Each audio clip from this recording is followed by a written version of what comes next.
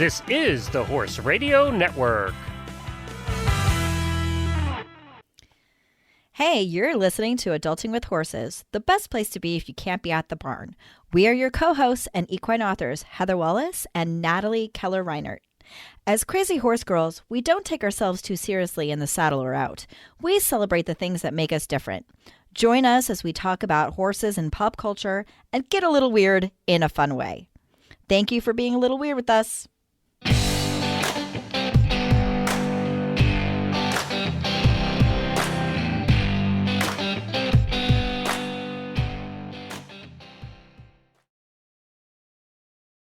Natalie, you're up. Hey, I'm in charge today, everybody. Not really. God help us all. Heather and I want to introduce you to Scott Seisler of Mad Barn, the supplement and nutrition company. And today we are going to be talking about all things nutrition for our ponies. And Scott, would you like to introduce yourself to the crazy ladies of Adulting with Horses? First of all, thanks very much for having me on. Really appreciate you taking the time to have me. I'm the founder of Mad Barn, now co-owner with my business partner that does all the wonderful marketing. But the whole, Mad Barn exists. The whole reason I started Mad Barn was to basically learn more about the horse and specifically nutrition, physiology. And so everything we do is kind of driven around enhancing our knowledge of horses' welfare and well-being. We just happen to sell some products to fund all that. So what's your background with horses then? I grew up in the standardbred industry, so southwestern Ontario, and more of the B tracks than the A tracks. I did work with some very, very good trainers and stakes horses, but the majority of it was with, as they call the poor man's thoroughbred, the standardbreds, and but learned a ton. And then the nice thing was, we bred our own race horses as well, so we get to work right from a foal all the way through training, and even afterwards. My father, unfortunately, is passed now, and we just took his last standardbred and rehomed it to an endurance horse. So basically the full life cycle. And we go through. And then I had the opportunity when I was in university to work at a very large breeding farm, which was fantastic experience.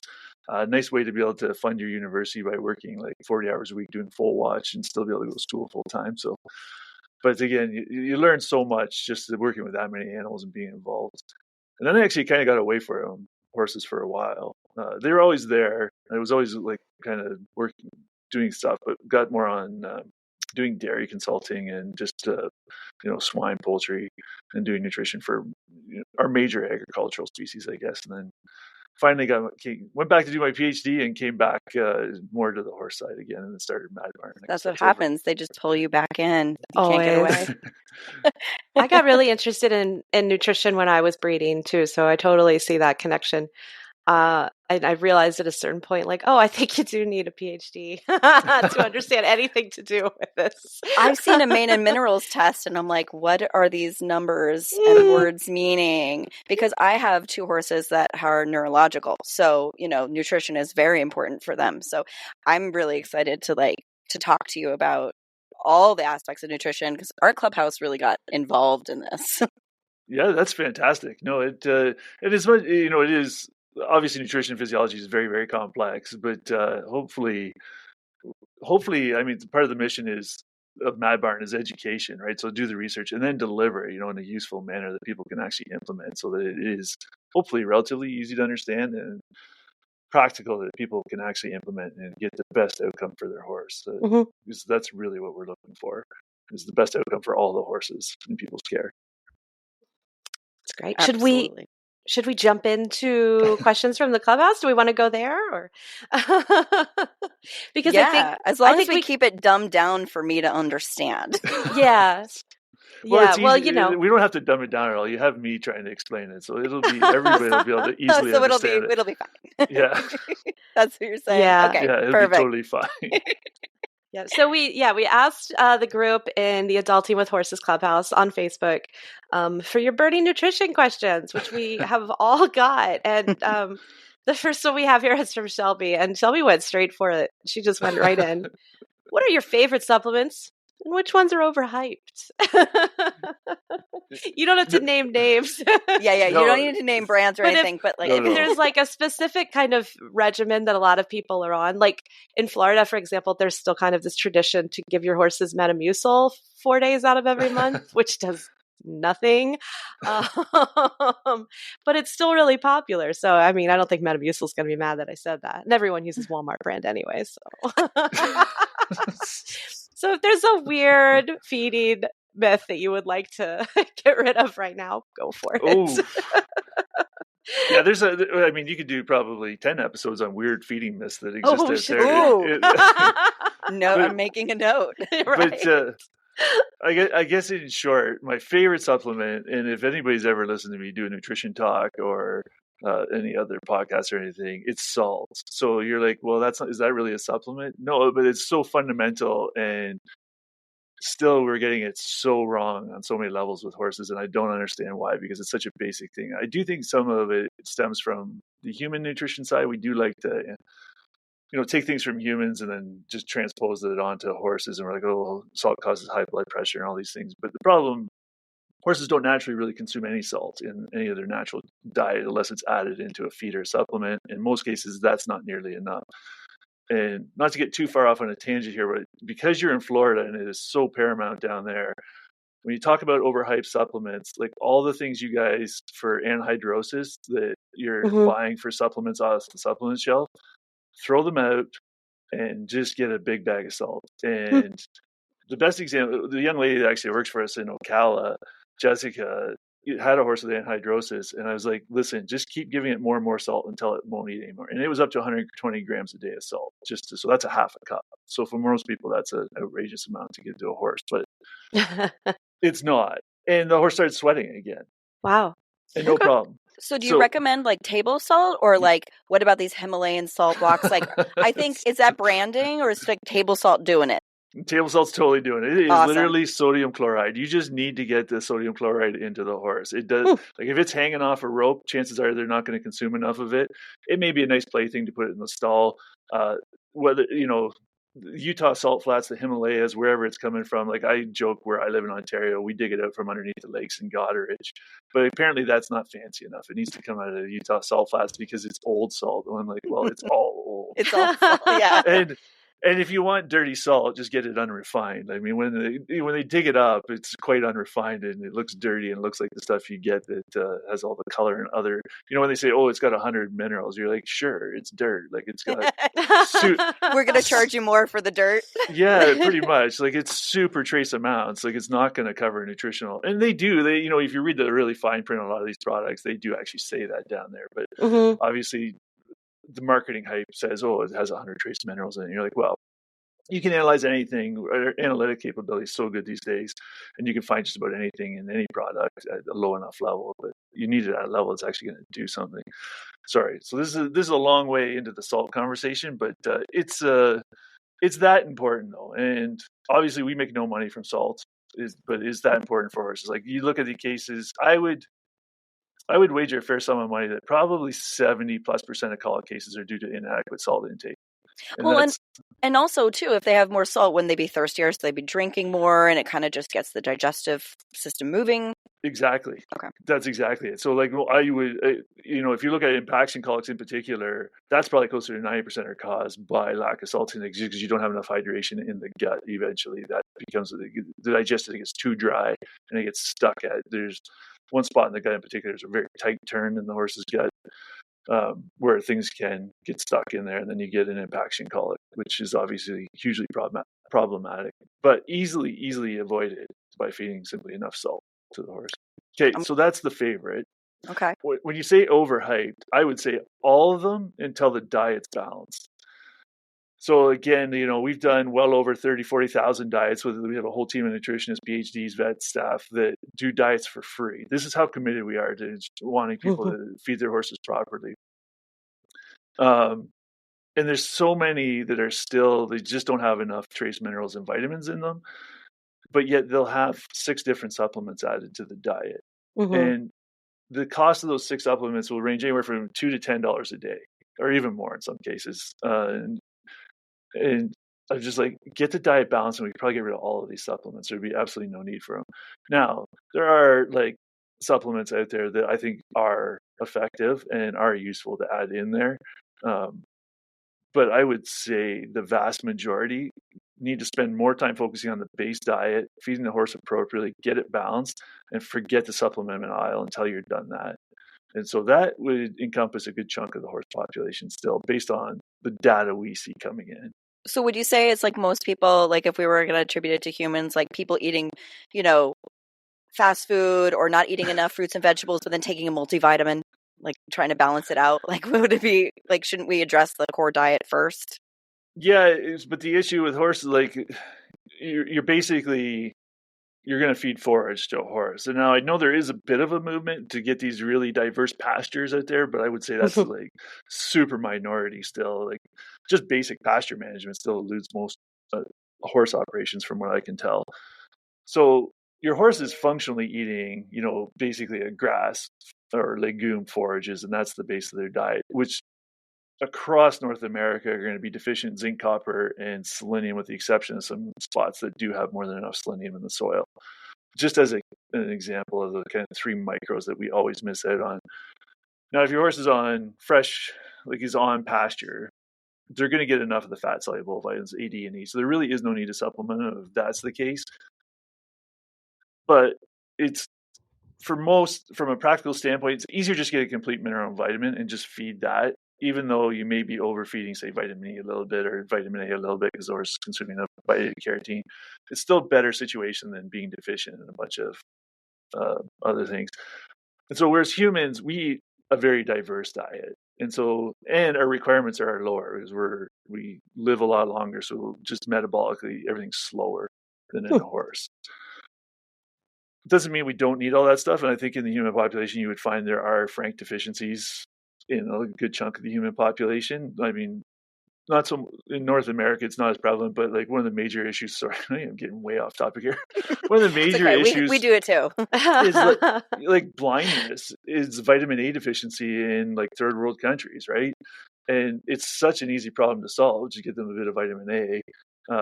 But it was just, so you see it in other parts of the world where we do have very frank deficiencies. Now, in like say North America, for instance, you brought up salt. We iodize salt. Iodine deficiency that long ago was, goiters in people was an issue. Thiamine riboflavin gets routinely, I shouldn't say routinely, it is added to our flour supply because we were having thiamine and riboflavin deficiencies population wide. So we solve those problems by adding it into these staple foods. Like, why is there vitamin D in milk? Because again, to supplement people, there's calcium in milk, but not naturally you get vitamin D. So they add it in there across the board. So we get the pot. We don't do any of that for horses. It's up to the owner individually to go get the minerals and vitamins balanced for the horse. I've yet to see a diet diverse enough in a horse that they don't need a mineral and vitamin supplement. Mm-hmm. So I guess when it comes to which ones do we need, mineral and vitamin first and foremost, salt, then mineral and vitamin, and then you can start to look at the rest of them outside of that. So I'm gonna go to the next question in a second, but beforehand, I wanna throw in one of my own, which is, how do you test? What is the best way to test your horse for what they're deficient in, so that you can adjust their diet? Yeah, you basically have to test what's in the feed they're consuming. There is no I see there's lots of people promoting hair analysis, which is not a good test. Serum analysis of trace minerals, not a good test. Basically, serum is almost completely refractory to zinc and copper. Although and people are like, well, why are we doing it? And why do we have these high-low values? Well, sorry, I'm going to get off the topic here a little bit again, but the high-low values in a lab test are simply a population, like statistical values. They take a subset of horses, they sample them, and they're like, here's your confidence interval. If you fall in there, then you're good. It has zero physiological relevance. Like, there's no to the copper level, for instance, in serum that falls within that categorization, that whatever the lab came up with, there's no relevance to a physiological mechanism there. It's just simply a statistical number. And yet somebody will get their blood sample back and it'll be just on the low side, say, and I have to go get all this copper supplement and add it to the diet. Now, it may be true that the horse is deficient in copper and adding it, but it shouldn't be determined from the serum sample. What needs to be done is you analyze all the feeds going into the horse and you balance it appropriately. And so the number one thing people need to do is get a hay sample. And I get the number one objection, I think this is actually later on in one of these questions, is, well, what if I'm changing hay suppliers all the time? There's a good chance the hay you're purchasing is coming from a general geographic region, so you can at least have an idea what the mineral concentrations look like. And it's better than nothing, even if you are switching it regular, to have even a few samples as a guideline to go from and start working from. And even year over year, you'll start to see trends. And I mean, we see lots of trends. We can, based on where the hay came from, we can at least kind of give you a rough outline of this is probably where your mineral profile sits at if you don't have a hay sample. So we can at least kind of get you in the ballpark, which, quite frankly, in nutrition is good enough. Like, there should be like a chart, like a big chart. And it says if your hay is from New Mexico, maybe it's missing this. And, like my hay's all from, I think, Idaho. What is it missing if it's from Idaho? There should be a map. There are selenium maps, and there are, like, we provide, like, if you go into our feed bank, there's hays from, say, like Ontario, Alberta, and then the Southwest in the US and the Northeast and things like that.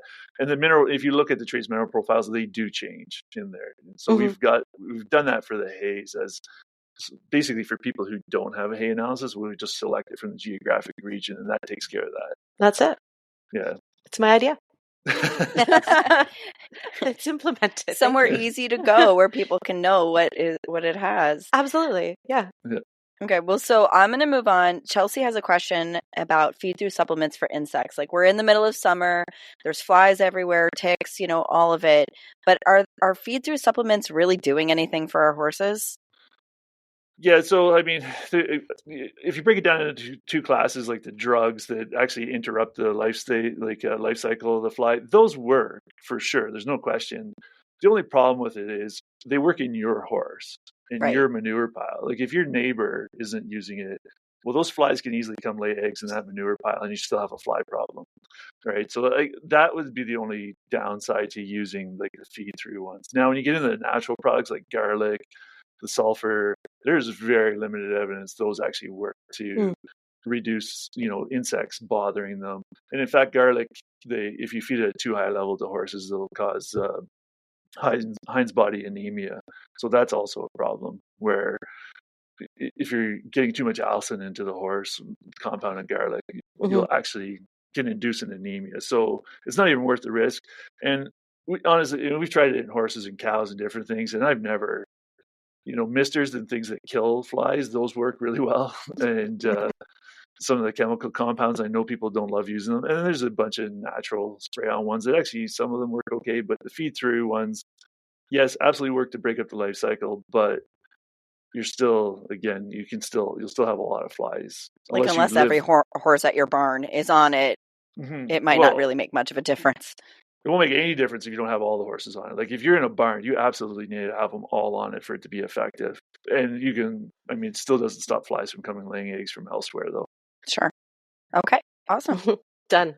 Done. That was clear. Well, I need to speed up. I mean, we can keep this 45 minutes. I'm like, we gotta get through these questions fast. All right, less tangents, more direct.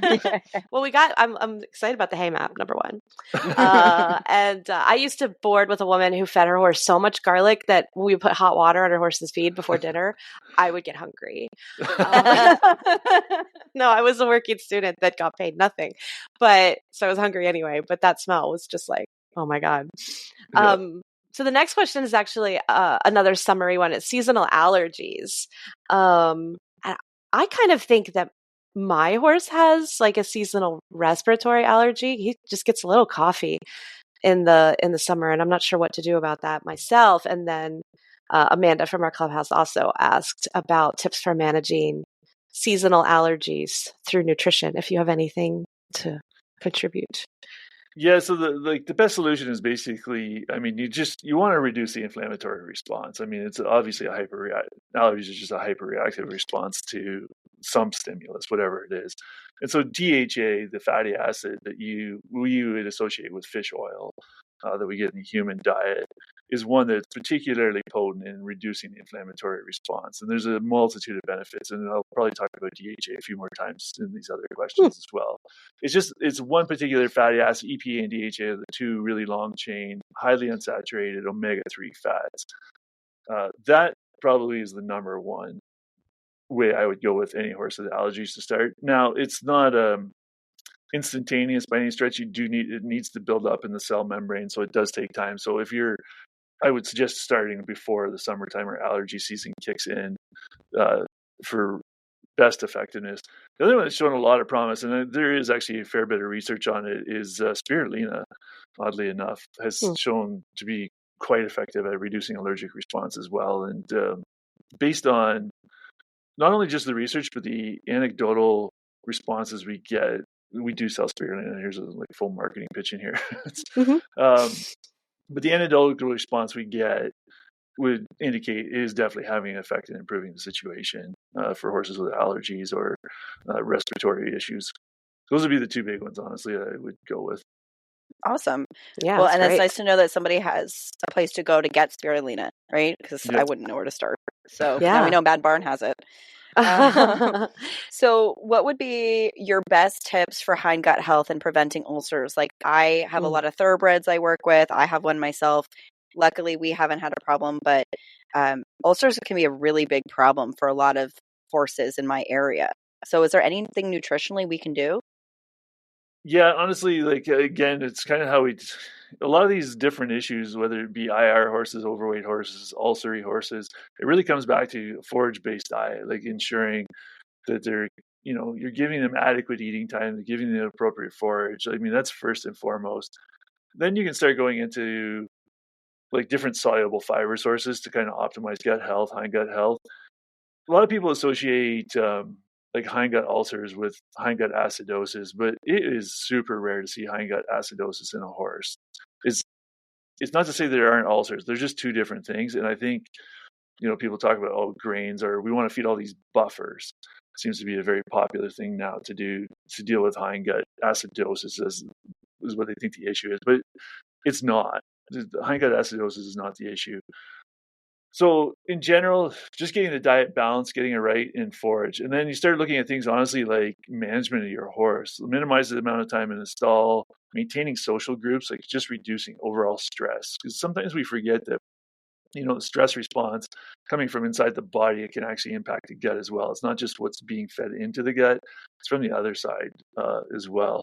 And just optimizing immune system. So basically, as you start with a diet, you go forage first, balance minerals and vitamins, add a bit of soluble fiber if they need it, and then oils. Stay away from grains as much as possible, quite frankly. There literally is zero need for the entirety of the complete feed horse business to exist. Oh my God, I love that you're saying that. I'm so sorry. My horses are forage based only and the difference has been astronomical on their health. It's wonderful. I got rid of grain and they just immediately felt better. Yeah, and there's I mentioned about the fiber sources. You mentioned Metamucil earlier. Starting soy hulls, beet pulp, and then psyllium or Metamucil. You can use them because they ferment at different rates and they do different things in the hindgut. And you can kind of put together a diet to some hays are really stemmy and they can actually cause some issues. You see some horses that are very sensitive, with free fecal water syndrome, if you feed them a really stemmy, mature Timothy hay. So you can use some of these other fiber sources that are more soluble and optimize kind of the fermentation profile in the hindgut, which we're currently doing a bunch of work on in vitro to come up with really good solutions for that. More definitive answers to get away from generalities and get this is what you need to do exactly. Yeah, I'm just thinking about I have a 25-year-old mini horse who's missing a lot of teeth. Yeah. And he struggles with hay, and so I have him on a solution that involves eating a lot of leaves of hay, and he gets a decent amount for his size, I think, of senior feed that's beet pulp based to keep weight on him. Yeah. So I was just lost in thought thinking about that. We just spaced out completely. Sometimes she forgets that we're recording. I do. And a cat came in and I was like, hi, cat. And it was a whole thing going on over here. But beet pulp is, would you say that you could kind of come up with your own your own strategy based on like this is the beet pulp that's carrying in the fiber and the solubility, and then this is the mineral supplement that goes on top of it, kind of thing. Is that what you mean when you say like I'm replacing grains? Yeah, if it's needed. Like if you Mm-hmm. need beet pulp, then yes. Like so I guess like if we talk about formulation of diets, it's hay or forage first. If that's not meeting the energetic needs, then your next step is something like beet pulp, soy hulls, which Mm-hmm. are Okay. very close to like say oats and what the horse derives for total energy Hmm. from them. It just where it gets the energy from.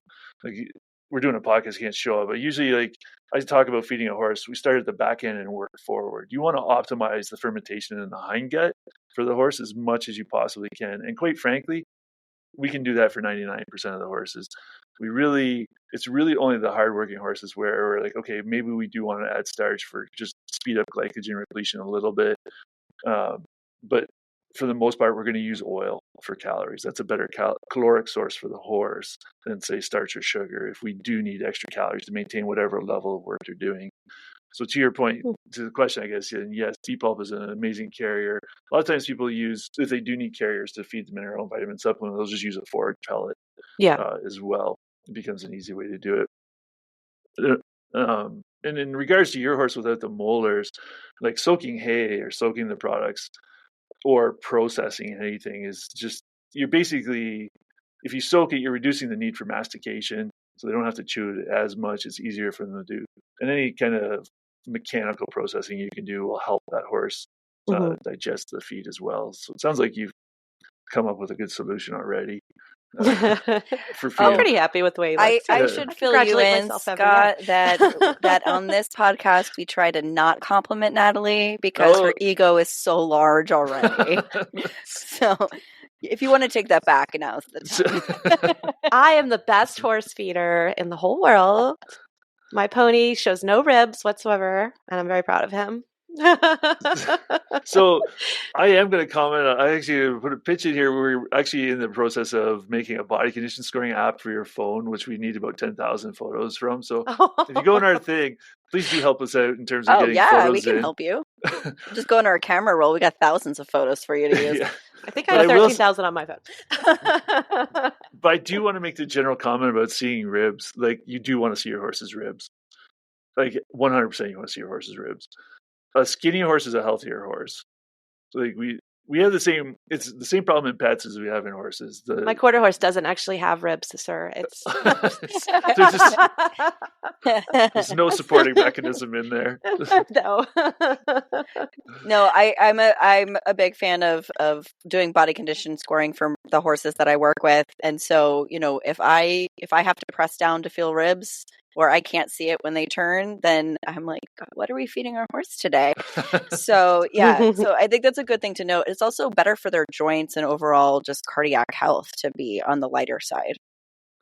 Yeah, there's no question. I mean, the statistics are actually a bit shocking. Like it's 10% of horses every year get laminitis. And with the exception of a few, like say 5 to 10% of the cases, it's all basically due to, insulin, too much insulin, which is obesity and overfeeding is the main cause of all these laminitic cases. And so, and I completely get it. I mean, these horses are part of the family.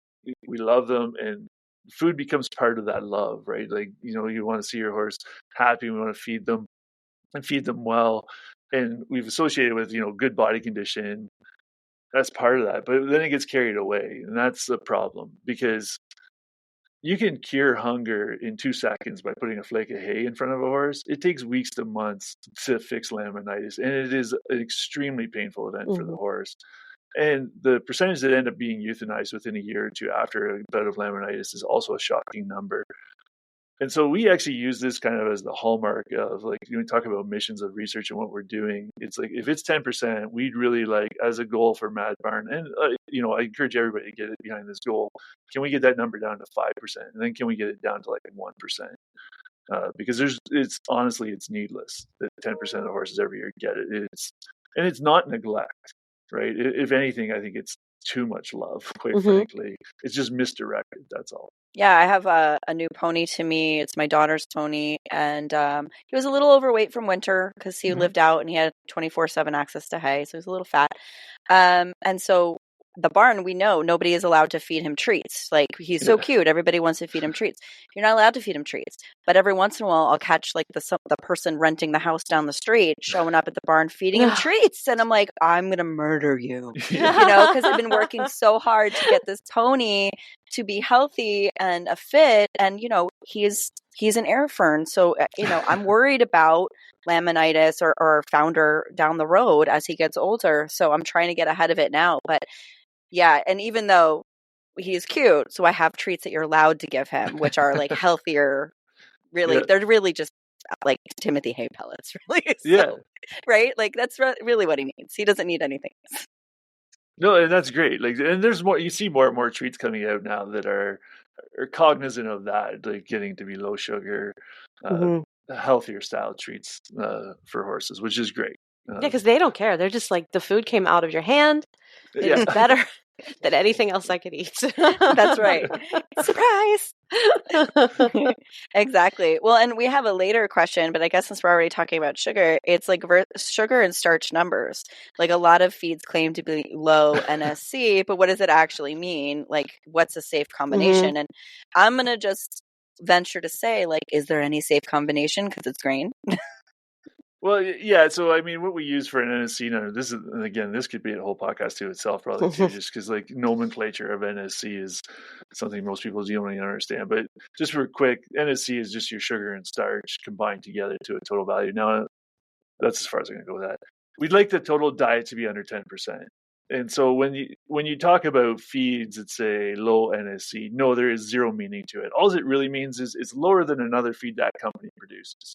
Right. What the actual value is anybody's guess. And what we've discovered is feed companies really don't like it when you divulge what their NSC values are in their feed. And I'm not sure why.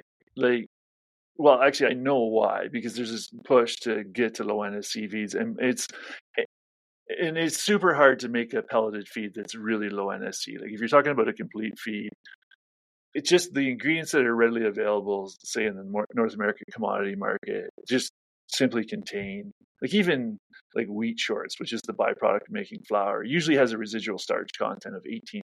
So you're already over on a byproduct. Now, distillers' grains and things like that will be much lower because they're fermented, just the way it's processed. It's just really hard to get a feed under 10%, which is why you see not a lot of companies doing it. And when you do manage to get the feed under 10%, it's not very palatable. And it's great, to produce a product that is super healthy for the horse. But as probably most horse owners know, if you dump something in front of your horse and it turns its nose up, your immediate reaction is, I don't like that product. Right. And it's like feeding children, right? Like, you put broccoli, or here, let me use one I don't like, Brussels sprouts, in front of a kid, and You're just making them wrong. Yeah, it's just making. Well, people tell you that all the time. Like, if you soak it in butter, maple syrup, and bacon, they're delicious. Yeah, but then true that. Well, they're listen, right. Scott, I'm a super taster, so like Brussels sprouts and those bitter tasting vegetables taste like soap to me. So I'm with you on this one. I think everything tastes super. I love seafood. I seafood. I eat too. Me too. There's a reason I live on the coast. Yeah. But so under 10% is what we shoot for. It's going to be really, there's a few feeds out there now that I know are hitting under 10%, senior feeds for the most part. But if you're buying a bagged horse feed, make the feed company tell you what it is so you know. Don't just go buy low or is lower than or low NSC, because that's a meaningless verbiage that people marketing put out there. I don't know what the rules are in most states in terms of companies having to disclose it, but this is where our feed bank comes in super handy, because we've analyzed a bunch of the feeds and just put the sugar and starch values up, so you can just go to our feed database. I think there's over 4,000 total feeds and supplements in there now, and it tells you whether we've analyzed it, whether we're going off guaranteed analysis, or where the values are actually coming from. That is a very useful thing to note, is that you guys have that feed data bank that we can go on and just learn all of the feeds rather than just go to the company or read the back of a bag and wonder. Yeah, and there's a very nice comparison tool too. So if you're like 2-3 feeds, you want to compare them side by side, you can just nicely load that is them amazing and put it in there. So that's all available on the madbarn.com website. You just go into the learn. I think it's under the learn section, feed database, feed comparison tools. I know where Natalie and I are going to be going I after this know. call. And I know you better beef up your server because all of our people are going to be headed there. Is there anything that that you would recommend as first steps then for somebody who wants to start really taking a critical look at their horse's feed, and they want to go on the site and plug in what they're feeding, and then what are they looking for? Well, you're looking for balance. Like, is the diet balanced? Are we excessive in calories and protein? Do we have enough minerals and vitamins, particularly those key trace ones, zinc, copper, selenium, even iodine as well is important. Um, and we offer multiple ways to do that. You can just do it yourself. Like, you can go on, you can input your own feeds, and it'll kick you out a report which is based off NRC requirements. Or if you prefer to let somebody else expert do it, you can just fill out the form and send it to one of our nutritionists. They'll upload it. We have a separate formulation tool at madbarnfeed.com, which is also free for anybody to use that they want. Now, it's a little more, it's not as user friendly, I guess, is what I'm going to get in terms of just somebody who doesn't have any background in nutrition to go on there and be able to use it. It's probably not it's not going to be ideal for them. A lot of big words and numbers we don't know. Well, it's not so much that. It's just if you've never used formulation software, it'll be completely foreign. And I'm not Apple. We don't make things like super, super easy to. It's not that we don't try to make it easy to use. It's just we're all struggling anyway. Trust me. We don't have that's that many that's what going to the nutritionists are for. That's why we hire specialists. Yeah. Anyway, so those are all available. And that's where I would start, honestly, is somebody who with a nutritionist or using a form that you can at least get a handle on. Where are you currently at? What probably most people are lacking is what their horse is actually consuming. Like, what most people don't know is like how much hay or how much pasture is my horse actually consuming. Now, we can estimate that for you as well, just based on the information you provide to us. So we can at least again get you in the ballpark for those types of things and see if there's any major holes, or just usually it's minor tweaks, honestly, but those minor tweaks make a huge difference in the long run. Yeah, no, I can imagine. I guess I'm one of the psychos. Like, my barn owner is one of my best friends, and I know exactly how much hay she feeds, and they're on a dry lot because I have one horse with metabolic issues. So I'm like, I know exactly how much he's getting, but not everybody does. No, I just know mine is eating 22 hours out of 24. Yeah. But I do know where the hay comes from, and it is a mixed pasture, so they're getting some good vitamins out there. I can tell you that much. But they're eating. That's the important part, is that they're eating. Yeah. Well, honestly, you bring up a very valid point, though, of one of the major issues we have with a lot of the forages are too good for horses that, if you're talking like a fjord pony or something, and the air ferns, as you affectionately call them, the pasture, particularly cool season grasses, are just too good for them. And so you end up having to limit the intake of them, which is completely counterproductive to what a horse wants to do, and that's eat for a good chunk of the day. And they are very driven to eat. Like, if you look at some of the studies on when you don't allow them to, what they do, they just develop aberrant behaviors that kind of mimic eating, and whatever that looks like, whether it's chewing on wood, eating manure, eating shavings, or whatever's around happens to be. It's just is that drive to eat's there. So getting the appropriate forage, or using things like hay nets, or you mentioned dry lots, or there's a lot of different tactics now you can put in place is very important in terms of maintaining your horses. Yeah. I use a slow feeder net on a like a big block. I don't know, it's like 500 pounds. Like a compressed bale, right? Yeah, a compressed bale. And I use a slow feeder on that. And it's starting to get holes in it, so it's almost time for a new one. And when I do cool season grasses in the winter to fertilize because I'm on sand. So if I don't build up my pasture soil base every single year, it just goes straight back to beach sand. Yep.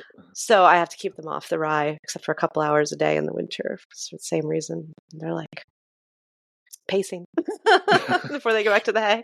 Yeah. No, my thoroughbred is not a big fan of having to be on his brother's dry lot. So when you take him out of the paddock, the first thing he does is like, grass, and he tries to pull you. He's all excited, but I'm lucky that they've been pretty patient because we keep them eating, but I take them grazing on a limited basis. But it can be hard to monitor. And so, I mean, we only have a couple of questions left here, but we're talking about joint supplements. Like, are there any supplements for the joints that are effective or useful in your opinion? So I think the number one thing to understand about joint supplements is nothing regrows cartilage. So if the cartilage is damaged or missing, that's obviously a huge problem, and no supplement in the world is going to fix that. When you look at, like, say, the vast majority of joint supplements would contain glucosamine, chondroitin, maybe hyaluronic acid. With the first two ingredients, the research shows about 50-50 if there's benefit to it or not, which I don't know, then becomes kind of the personal owner's experience of, does it seem to be helping? Is it worth the cost? So, because the research is equivocal, right? Like, it's like, yeah, maybe it does, maybe it doesn't. So on that front, I usually go, your goal is to have a healthy, pain-free horse. If it is working legitimately, then absolutely feed it. My suggestion usually on joint supplements is prevention's, the old adage, just an ounce of prevention is worth a pound of cure. And this is where we come back to DHA, adding in those fatty acids, because they help keep the inflammation down. The things that are going to break down that cartilage, being inflammation or other insults to the joint. It helps reduce the reactivity and should help prolong joint life. The other one, hyaluronic acid, is also has some good research behind it, although it is very expensive is the issue with that one. And then MSM is a very inexpensive anti-inflammatory as well. That does seem to help keep joints healthier. So generally, I would lean people more to the preventative. If your horse already has significant joint damage, I mean, yeah, I guess, like, you'd probably still want to go down that road in terms of DHA or trying to help with the inflammation, but you're gonna have to do something else. It's not like, I mean, this is a discussion to have with your veterinarian. This is not the nutrition side of things. Yeah. We're more help prevent it, and then if it's to that stage, yeah, you're looking at other options.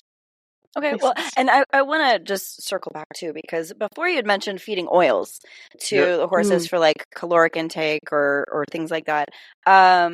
When it comes to oils, I've heard that horses don't have a gallbladder and they can't really do a large amount of oils, or like, is there any truth to that, or how do you recommend giving an oil? Yeah, there's 100% truth that the horses don't have a gallbladder, but I think what gets lost in that conversation is they still secrete bile. They just do it continuously, right? So in humans, for instance, when you talk about the gallbladder, we are meal consumers. Our body basically shuts down acid production, shuts down bile excretion. I'm being super oversimplifying this, but just for comparison terms, when you're not eating. And when you eat, then the gallbladder is like, okay, we need to dump in a bunch of bile to help digest the fats. The stomach's like, we need to produce acid to help digest the proteins and, get any pathogens wiped out in here. The horse didn't evolve any of that because it eats continuously. So there's no off mechanism for acid production in the stomach, which is why gastric ulcers are such a big problem in the equine population. Also, they wouldn't naturally probably run into a really high fat diet. And again, but because they're constantly consuming, having constant bile secretion was fine. They didn't need this kind of dosing that happened. And so they can tolerate, I think you look at the research, up to 15% fat pretty easily. Now, like anything, you want to introduce it slowly, because if you just introduce a whole bunch of fat, yeah, you're probably going to overwhelm the ability to get the bile to digest it. And then you're going to get some fat hitting the hindgut, which is going to cause dysbiosis and some other problems. But they can easily tolerate up to 12%, 15% fat in the total diet. And the only horses that would ever need a high diet that high in fat are your really high level horses, 3-day eventers, endurance, 100-milers, and race horses. The rest of them would never need to be that high. Just from a calorie standpoint, it would be unnecessary. So in the realm of reality, that most people, like, if you look at a basal diet just on forage, you're only going to be at 2 to 3%. On lush pasture, it's going to be a little higher. So adding, say, even a cup of oil only pushes the total diet intake of fat up to, say, 5%, which is still quite low. Which is also why you see this a lot in the marketing. People are like, all these different oils. They're like, I added this oil, my horse looks amazing now. Well, if your horse is on dry hay, for example, and that's the base of their diet, and that's really all they're getting is like 2% or even lower total fat, it doesn't matter what fat you add, what fatty acid profile it is, your horse is going to look better, because it's just that little extra bit of fat is going to show up in the hair coat, and just everything is going to kind of improve. And so you have to be careful when you see the claims from oil companies. and the wild claims that they're making, that it's a lot of times it's just, okay, yeah, sure, it improved. I get it. It wouldn't matter what fat you're feeding or what oil you're feeding, that would have happened. It's not that there's anything wrong with those oils that the people are promoting it. It's just any fat would have done it. So Yeah. Well, it's the Okay. beauty of marketing, right? They put their Yeah. spin on it and then they make it look like that's the best thing ever. But Sure. I mean, it's not the worst thing, but it can be misleading. So that's why it's nice to have like the chance to ask you these questions. Yeah, the one actually, I don't know, I'm not going to name a company because camelina oil is just a plant, camelina, and it's a great product in terms of its fatty acid profile, but it's a very close cousin to flax. But there's a case of, they want to differentiate and they want the margin. I completely understand that, like why a company does that. But you look at the price point of it compared to flax, and it's quite a bit higher. And you're like, why? And it's just the marketing in it. Now you'll Mhm. get people that claim it's the greatest oil ever created. But I come back to kind of like, well, it's probably any oil would have giving you that benefit. Camelina is a great fatty acid profile and it's a good oil. I just think it's expensive. Yeah, my barn owner started giving sunflower oil to the Mhm. horses, or like sunflower seeds, I guess, like the full seeds. And we did notice a big difference. My horse is allergic to flax, so he can't have that. Good. But yeah, it's interesting to see kind of the different oils and how they're doing. It actually helped calm some of the horses down that were a little hot. I don't know if that had anything to do with it or it was just, but either that or Gut, summer. maybe. Well, yeah, like I mean, you mentioned the gut oil does, like, again, just some of its properties will. I mean, they call it cool calories to begin with, and also you do get some coating and just some. It can be somewhat, like, soothing's the wrong word, but in that sense, and you can get a calming influence in a horse for sure.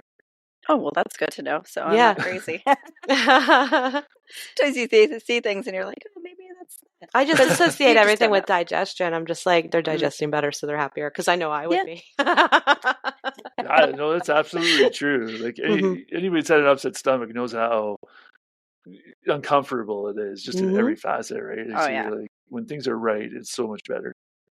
absolutely. Oh my gosh. Well, I think we ended up doing most of the. I I really think think we like covered I everything. think we Yeah. covered all of them. Like that was nice and conversational. I appreciate it. Is there anything, Scott, that you wanted like our audience to know about supplements, nutrition, Mad Barn? Like, that would be the time to. A great or a next step, like a takeaway from Yeah. all of this info. I guess the takeaway, and this is the one thing actually I like about Elon Musk the most, is when he talks about first order principles, like getting back to the basics is, I guess, is another way to put it. Is I would encourage everybody to just get to the very basics of their horse nutrition program. Make sure it's sound and it's balanced, and we provide you all those tools to do that. Whether it be an in-person consultation, whether you want to do it on your own. If you want to use another company, that's fine too. Well, I mean, obviously, we'd love you to support us, but to get the base diet right, and don't just assume you have it right because you've been doing it for 30 years. Don't assume it's right because your horse is dappled. I've seen lots of dappled horses that have very deficient diets. Um, Even a shiny coat, again, you can feed oil and it'll make a horse's coat nice and shiny. It'll still be selenium deficient. And I guess, I mean, that would be the takeaway message. And salt.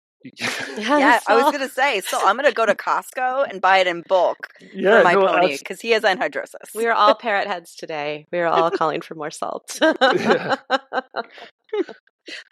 But and I mean, because that's, again, like, that's the goal, right? Get the diets balanced, get them fed appropriately, and I think when you do a lot of that and exercise, it's good for you and your horse. The more exercise you give your horse, the better. I've heard that rumor. I've not heard that true. rumor before. It's not true. It's not true. It's 100% true. You can overcome a lot of sins with exercise, and particularly with the horses. I mean, they are like, I know this talk is about nutrition, but they are physiological wonders in their oxidative capacity to perform exercise, and it's honestly a disservice to them not to give them lots of exercise. Okay.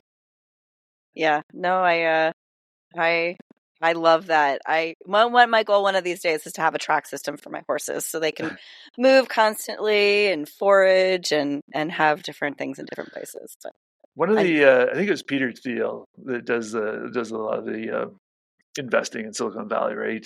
I think I may be attributing this to the wrong person. Anyways, the point is, when somebody puts a 5-year plan in front of them, he's like, his first question is, why can't you do that in 6 weeks? And I don't know, because I have a life. Oh, I'm sorry. No. You don't have a life, Natalie. That's bullshit. have a life. But I love the thought experiment of that, right? Like, so when you say, hopefully, and again, I'm not being critical. This is just a great example of, I want a pasture system. You're like, okay, well, where on the priority list is it? And what is stopping you from getting that done? Because Money. if it does, what's that? Money. Well, I mean, it's a good concept. Like, where are the stopping points in your dry lot where they could go, right? Because I have my farm separated into paddocks, but they can access all of them. So I watch my horses very purposely say, I'm going to walk to the front now and itch on my favorite tree. And then I'm going to go all the way back to the water. And they've covered like half a mile, just because he likes one particular tree, or his hay is in another field or something like that. So like, if you had enrichment corners, that could be something where they have to go from one corner to the next to get things. Yes, Delight has a sleeping corner that he likes to use. So make sure the water is opposite the sleeping corner. Yeah, it is the opposite. Sure. Yeah, because he does like to poop in his water trough in the stall. So yeah, we don't need that happening. Well, thank you so much for coming on and talking to us and telling us a little bit. I mean, I know I'm going to be going and doing a deep dive for my own horses on madbarn.com. That's for sure. Yeah, so it fantastic. is. Yeah, I'm so sorry to interrupt you. I was just saying, when you go to madbarn.com, it says right at the top, learn in the thing, and there's so many options under learn. So set aside some time to dig into all that. I'm excited too, for sure. The other thing I do want to promote actually too is the articles. Like, there are just a ton of blog articles on there, and yeah, there is a bit of marketing mixed into some of them, but I think the key is they are all fully referenced, reviewed by qualified, like, scientific people. The information is, and I'm not the one writing it, so I'm going to toot everybody else's horn that writes for us and does all the editing, because there's so much work they put into that, and I think for the most part people appreciate it. But it's just a great source of information, and instead of having to work you through the wilds of the internet and all the information. Oh, like the Facebook groups where everyone knows everything and no one knows anything. Yeah. I mean, yeah. That's where I learned that horses don't have gallbladders and all that oil doesn't matter. Somebody yelling at me on Facebook. I was like, wait, how do I not know that? Not everybody. But I don't even know what gallbladders do, so it doesn't even matter. I am not qualified to make that info. I am a writer. Don't ask do your me. Research. Fantastic. Yeah. I was just gonna. Sorry, I'll finish up with this. It's amazing how binary we get, like how information goes from they don't have a gallbladder, ergo they can't, digest oil at all. It's just like, okay, well, one piece of that is right. The rest of this is completely wrong. But yeah, that's what happens, I guess. It's like the telephone game. Well, because I got worried and I was like, well, what should I do? So I figured I'd ask, and now I know. So, and the thing about education is nice, right? Because once 2 more people know, right? Natalie and I, and now we're spreading the word to 10,000 more people at least. At least a million. And then those people will share that information, and it compounds on itself, and then hopefully you're getting the right message out there. Mm-hmm. And when all those millions get on Patreon and start funding your podcast for you, you'll have that pasture paddock paradise. That's right. No time. Yeah, that's right. I just need that. Let's just manifest that. Support the puns. Exactly. Support my dreams of a track. Mm-hmm. Thank you so much for coming on. We really appreciate it, and it's been very, very enlightening for me. Very. I know. Mm-hmm. Yeah, thanks again for having me on. I really appreciate it, and it's been a pleasure. Thank you. So everybody can go to madbarn.com and check them out. Okay. And how about your social media? On Facebook, Instagram? There's lots of Facebook, Instagram. I think, even TikTok now. Jessica's busy making videos. Good, I can go doom scroll on TikTok. I'll go follow you right now. Yeah. I think pretty much if you put Mad Barn in, you'll find everything associated with us. It seems to be pretty optimized. That's perfect. So everybody go do that. Awesome. Thanks again for having me. You're very welcome. Thank you.